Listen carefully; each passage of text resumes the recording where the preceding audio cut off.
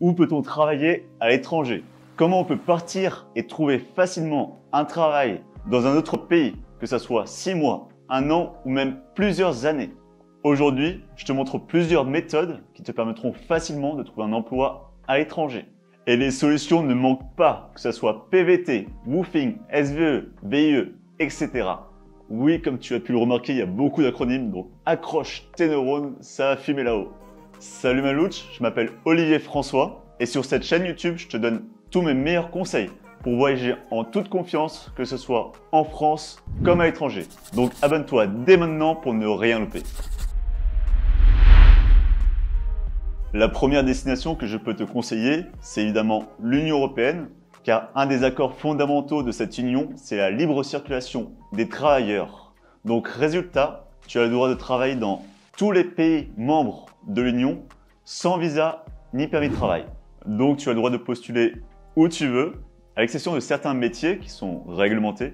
Donc ça peut nécessiter une autorisation spéciale, principalement les professions de la santé ou de la sécurité publique, ou encore les avocats et les pilotes d'avion. Mais bonne nouvelle, avec certains métiers tels que infirmier, kiné, agent immobilier ou même pharmacien, tu peux demander une carte professionnelle européenne qui s'appelle EPC et qui te permettra de faciliter totalement les démarches. Je te parlais de la libre circulation des travailleurs. Eh bien, cette norme s'applique à tout l'espace économique européen. Donc, pour faire simple, il y a 3 autres pays où tu peux travailler sans permis de travail ni visa. Et ce sont l'Islande, le Liechtenstein et la Norvège. Toujours sur le continent européen, il y a un autre pays qui est dans un autre programme. Alors, je t'épargne les détails, mais c'est la Suisse. Donc, tu peux travailler là-bas sans permis de travail. Tout le monde connaît Erasmus, un programme qui te permet d'étudier dans toute l'Europe. Mais peu de gens connaissent Erasmus+, un programme qui t'aide à trouver un stage ou un emploi dans un autre pays européen. Imagine, tu rêves de travailler à l'étranger, mais tu es au chômage, tu as peu d'argent, voire même tu as peu de diplômes et tu es pas du tout bilingue. Là, tu vas te dire, c'est mort, c'est fichu. Eh bien, Erasmus+ peut te trouver un travail étranger et en plus, ils peuvent te financer à hauteur de plusieurs milliers d'euros pour que tu n'aies pas à payer ni l'assurance, ni le trajet, ni même les courses. Et comme si ce n'était pas encore suffisant, ils peuvent même te loger gratuitement dans une colocation ou dans une famille d'accueil. Il n'y a aucune limite d'âge, donc tu peux avoir 18 ans comme 55 ans. Le seul prérequis, c'est que tu sois inscrit à Pôle emploi. Le programme Erasmus+ existe dans tous les pays de l'Union européenne, plus l'Islande, la Norvège, le Liechtenstein, la Turquie et la Serbie. Chaque année, c'est près de 1500 Français qui partent avec Erasmus+.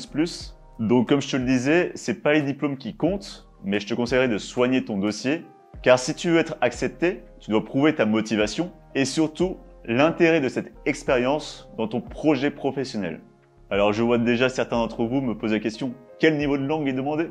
Ça dépend des postes. Alors bien souvent, il y aura un minimum demandé, que ce soit l'anglais, l'espagnol, le portugais ou même l'italien. Mais pas de panique, souvent c'est le niveau A2 qui est demandé. Donc si tu prends l'anglais, ça correspond à ton niveau qui était en 3e, en fin de collège. Donc si tu sais parler de la pluie et du beau temps et dire que Brian is in the kitchen, même si tu sais pas dire grand chose de plus, normalement c'est suffisant. Le but de ce programme, c'est aussi de t'offrir une possibilité d'améliorer nettement ton niveau en langue. Prochain programme, le Corps européen de solidarité, encore appelé le service volontaire européen. Donc pour faire simple, c'est similaire au service civique que tu peux trouver en France, mais à l'échelle européenne. Le concept, tu peux faire du volontariat pendant plusieurs mois jusqu'à 1 an, t'es nourri, logé, et on te paye tes frais de déplacement, ton assurance, des formations, un tutorat et même un soutien linguistique de la langue du pays. Les seuls prérequis, c'est d'être citoyen européen et d'avoir entre 18 ans et 30 ans. Pour la majorité des missions, tu n'as pas besoin de diplôme ou même de savoir parler la langue du pays, mais pour les pays les plus demandés, ça peut faire la différence. Tu peux partir dans toute l'Union européenne, dans tous les pays qui sont dans le programme Erasmus+, mais également dans les 20 pays partenaires voisins, donc aux frontières de l'Union. Il existe même des offres dans des pays encore plus lointains, tels que l'Indonésie, mais elles sont extrêmement rares. Si cette idée de volontariat te plaît, mais que tu préfères aller en dehors de l'Europe, tu peux t'inscrire au volontariat de solidarité internationale. C'est exactement le même principe que le SVE, où tu es nourri, logé, où on te paye tes frais de déplacement. Les seuls prérequis pour s'inscrire, c'est d'être citoyen européen et d'être majeur, mais certaines missions te demanderont d'avoir au moins 21 ans. Tu peux partir de plusieurs semaines jusqu'à même 2 ans. Chaque année, c'est des milliers de Français qui partent avec le VSI dans le monde entier et qui travaillent principalement dans l'enseignement, le développement urbain et rural, la santé ou encore les actions d'urgence. Maintenant, je vais te parler du volontariat international en entreprise ou en administration. Alors là, c'est clairement pas le même type de volontariat que le VSI ou le SVE. Ça s'adresse à des jeunes entre 18 et 28 ans qui viennent de terminer leurs études et principalement des bac+5, par exemple en école de commerce ou en ingénierie. Et le but, c'est de t'aider à trouver un poste de 6 à 24 mois dans un des pays de l'espace économique européen pour tout simplement booster le début de ta carrière professionnelle. Les seuls prérequis, c'est d'être français et d'avoir un casier judiciaire vierge. Donc cette fois, c'est un volontariat qui est payé. Tu vas tout d'abord toucher une indemnité fixe de 730 € par mois, à laquelle se rajoute une deuxième indemnité proportionnelle au coût de la vie dans le pays dans lequel tu te situes. Donc le montant total des indemnités que tu vas toucher varie vraiment en fonction du pays dans lequel tu vas. Par exemple, tu vas toucher au minimum 1300 €, donc c'est dans les pays tels que la Tunisie ou Chypre, et tu peux toucher jusqu'à 4000 € au Nigeria ou aux États-Unis. Chaque année, c'est près de 10 000 jeunes qui partent en VIE ou en VIA. Et gros point positif, près de 70% d'entre eux sont directement embauchés à la fin de leur mission. Par contre, gros point négatif, c'est que c'est extrêmement concurrentiel. Donc tu dois avoir un très bon dossier pour être accepté. Par exemple, c'est presque impossible d'avoir un poste en ayant seulement un bac+2. C'est clairement le programme le plus connu de la vidéo, le PVT, le programme Travail-Vacances ou encore le Working Holiday Visa. Rien que son nom, ça donne envie de partir. Pour faire simple, c'est un visa qui est réservé aux 18-30 ans et dans certains cas jusqu'à 35 ans et qui te permet de partir 1 an dans un même pays où tu peux, comme son nom l'indique, travailler et voyager. L'avantage de ce visa, c'est sa flexibilité. Tu peux très bien travailler sur toute la durée de ton séjour ou faire par exemple 3 mois de travail, 3 mois de voyage et recommencer. Ou encore, alterner les petits boulots de 3 semaines en faisant du woofing. Je te parle du woofing plus tard dans la vidéo. Bref, c'est un visa qui t'offre énormément de liberté. Ça te permet de partir 1 an pour vivre une aventure unique dans une vie. T'as pas besoin de diplôme ou même d'un niveau en langue avant de partir. La seule prérogative, c'est que tu aies une certaine somme d'argent sur ton compte en banque. Donc souvent, c'est entre 2000 et 3000 €.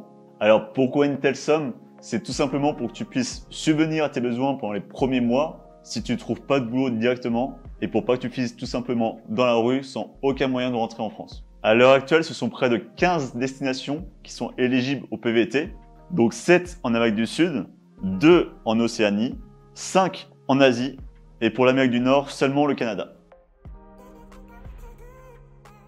Prochaine possibilité, travailler au pair. Donc c'est clairement la solution parfaite pour t'immerger au mieux dans la culture et dans la langue du pays qui t'accueille. Le principe est simple. Tu travailles jusqu'à 5 heures par jour, 6 jours sur 7. Donc tu dois participer aux tâches ménagères d'une famille, t'occuper des enfants. Tu es nourri, logé. Tu peux même avoir un peu d'argent de poche et des cours de langue. Et tu peux partir de 2 mois jusqu'à 1 an. Et dans certains cas, tu peux même renouveler cette année pour en faire 2 à la suite. Tu peux facilement trouver une offre en Europe. Et si tu n'as pas peur de faire un visa, tu peux partir dans un pays anglophone tel que les États-Unis, le Canada ou même l'Australie. Par contre, il est très conseillé de passer par un organisme, parce que déjà ils vont te simplifier la vie dans toutes tes démarches comme le visa. Et surtout parce qu'il y a eu beaucoup de privés, donc des familles qui ne passent pas par des organismes, qui ont tout simplement arnaqué des jeunes. Dernier point sur le fait de travailler au pair, même si c'est triste à dire, l'expression fille au pair est bien plus connue que garçon au pair. Donc si tu es un mec, ça risque de prendre plus de temps pour trouver quelque chose. Plus tôt dans la vidéo, je te parlais du woofing. Donc le principe est simple. Tu travailles jusqu'à 5 heures par jour, 5 jours par semaine, et tu es nourri et logé.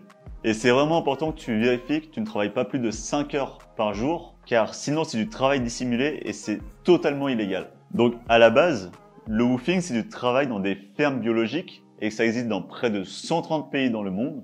Mais aujourd'hui, il existe d'autres sites internet comme Helpix ou Workaway, donc ils vont t'offrir des missions très diverses et variées, comme du bricolage, du babysitting ou même donner des cours. Et la majorité du temps, ce sont des missions qui durent de plusieurs semaines à plusieurs mois. Être assistant de français, c'est vivre dans un autre pays et donner une douzaine d'heures de cours de français par semaine. Alors bien évidemment, c'est plus facile d'avoir un poste si tu fais des études de langue ou de linguistique, mais il existe quelques places qui sont réservées pour des étudiants en licence, par exemple d'histoire, donc rien à voir avec les langues. Donc si tu as moins de 30 ans et que tu souhaites faire une année de césure dans tes études, ça peut être la solution parfaite. Donc le programme le plus connu, c'est France Éducation, ou anciennement appelé le CIEP. Donc ils ont des places dans une vingtaine de pays, en passant de la Chine au Costa Rica jusqu'à l'Australie. Alors avec France Éducation, il y aura un petit niveau de langue qui sera exigé, mais c'est clairement le programme le plus accessible. Cependant, il faut compter au moins 1 an entre le moment où tu poses le dossier et le moment où tu pars. Il existe des programmes bien plus spécifiques, par exemple Fulbright si tu veux partir aux États-Unis, France Mobile si tu veux partir en Allemagne, ou encore JET si tu veux partir au Japon. Mais ils ont tendance à être bien plus concurrentiels. Alors peut-être que cette solution va te surprendre, mais imagine, tu rêves de vivre à l'étranger, tu rêves de travailler à Disney. Eh bien Disney World en Floride recrute chaque année des dizaines de Français. Donc c'est un travail assez intense, où tu vas travailler soit pour un été, soit une année entière, et tu auras un logement de fonction. Mais tu vas pouvoir rencontrer des jeunes du monde entier qui sont dans la même situation que toi. Et en plus, tu pourras représenter la France au pavillon qui est dédié à notre beau pays, à Disney World. Tu l'auras compris, si tu veux partir travailler à l'étranger en dehors des solutions que je t'ai énumérées, il y aura de très grandes chances que tu devras demander une autorisation spéciale pour travailler dans le pays en question, que ce soit un permis de travail, un visa ou même une green card. Donc je ne peux pas te présenter toutes les démarches qui existent pour chaque pays, ce serait bien trop long, mais si tel est ton cas, je te conseillerais de regarder le site internet de l'ambassade et normalement tout sera noté. Autre conseil que je peux te donner, n'hésite pas à prendre contact avec des Français qui travaillent déjà dans le pays que tu recherches.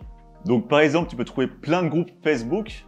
S'il y a d'autres sujets qui t'intéressent, qu'ils soient liés au voyage, au volontariat international ou même à l'expatriation, je t'invite à me l'écrire en commentaire. Ça peut me donner des idées de vidéos pour les prochaines fois. Et sur ce, ciao mes louts!